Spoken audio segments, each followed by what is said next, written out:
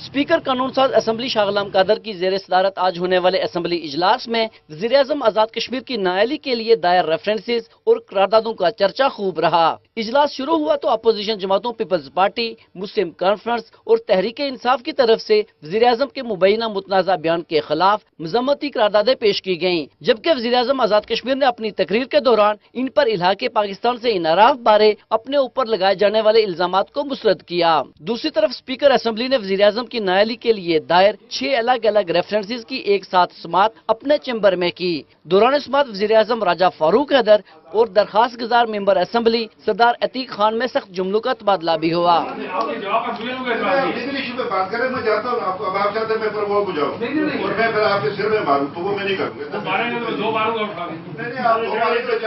Speaker assembly نے opposition leader Chaudhry Yasin اور سابق وزیر اعظم سردار عتیق خان کی طرف سے الزامات سنے اور وزیر اعظم آزاد کشمیر سے اس پر جواب طلب کیا، جس کی سماعت کے بعد اسپیکر اسمبلی شاہ غلام قادر نے فیصلہ سنایا کہ چونکہ وزیر اعظم راجہ فاروق حیدر الحاق پاکستان کے نظریے پر قائم ہیں اور اس کا وہ برملا اظہار بھی کرتے ہیں، اس لیے ان کے خلاف نااہلی کے تمام ریفرنسز خارج کیے جاتے ہیں۔ کو خارج کیا جاتا ہے اور بھی فیصلہ۔ ادھر آزاد کشمیر قانون ساز اسمبلی کا جاری اجلاس منگل تک ملتوی کر دیا گیا ہے۔ کیمرامین محمد نوید کے ساتھ خواجہ کاشف، دنیا نیوز، مظفر آباد۔